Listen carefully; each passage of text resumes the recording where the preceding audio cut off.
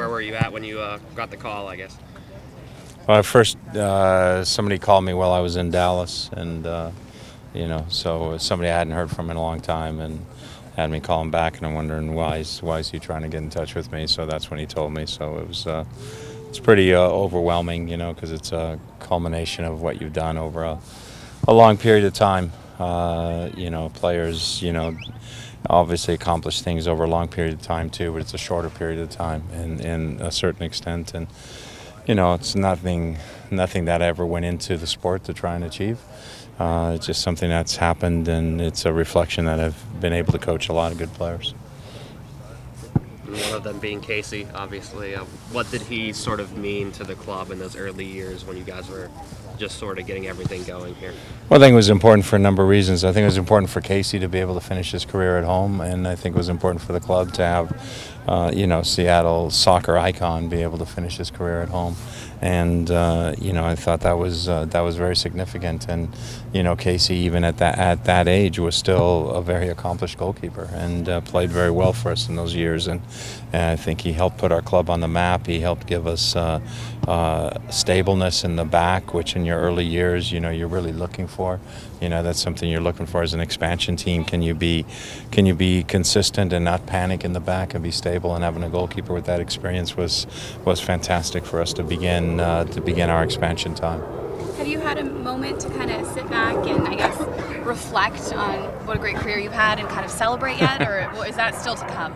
No, I mean, I've thought about it from a standpoint of there's a lot of people to thank, because there's a lot of people that were very, very influential on the road, to get to be a coach. Because when I was 21, 22, 23, I never thought coaching would be the end all for me. Even when I was 28, I didn't think I didn't think my full-time profession would be to be a coach. So there's a lot of people along that way, but like I said, I think the most important thing that sticks out for me is just over the years, the amount of players that I've coached and the friendships that I've had. On Sunday night, there was a former player of mine who was up here, and we got together for dinner. And just being able to carry on those relationships, and having had former players who have become friends is probably the thing that I cherish the most out of the whole experience. And yeah, the wins and the accomplishments and the awards, all those things are nice, but they're all, those can all go away. It's the meat and potatoes is the relationships and the memories that you have. When did that mindset begin to change? When did you start to think that coaching might actually be something you're good at and can do forever? Well, I always thought I could be good at coaching. I never doubted my ability to coach. And so when I had my youth teams, the first youth team I had, we won the state championship right away. The first youth team I really coached in club, and so I always felt confident in that. But I just didn't think that, all my years of coaching youth soccer, it's not like what the guys do today, where some guys get paid lots of money to coach youth soccer. I never got paid a dime for coaching youth soccer, and so you didn't see that as the end all. You still had to have a 9-to-5 job, and and I was an accountant and all of that. And then when I went to UCLA on a full-time basis, I was 30 at the time, and when I went to UCLA at that time, I gave myself basically 3 years. And I said, if I didn't win something, I didn't want to be a 500 coach. If I didn't win something within 3 years, then I would go back to being an accountant. And we made it to the semifinal in '84, and we won the championship in '85. So I sort of stuck with it at that point. And I don't know if this is quite unfair enough, but what are you good at? Why are you a good coach?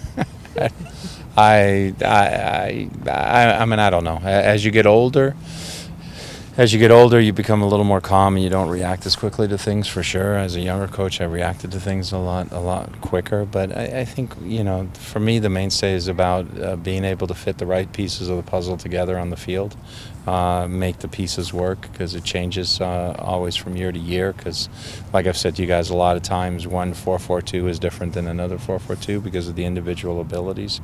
I think I've been honest with my players over the years.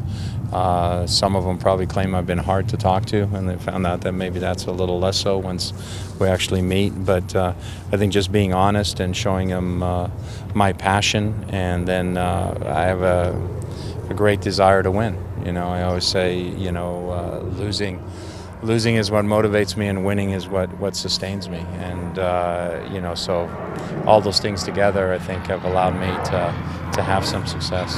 And you work hard, you study, you read a lot, you observe a lot, you learn a lot, you watch a lot, and you can't ever be afraid to take on new things. No matter how many years you've coached or how old you are. Great. Thanks, Coach. Oh, I got one more question. Sorry. No problem. LA this weekend. Yeah. Totally changing, dynamics here for a second.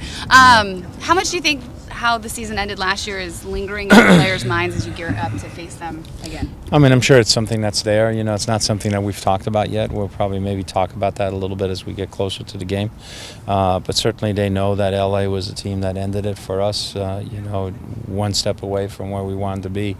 And we want to make sure that we establish ourselves and put ourselves in a position that we can get past LA this year, or past whomever that obstacle is on the way to going to an MLS Cup.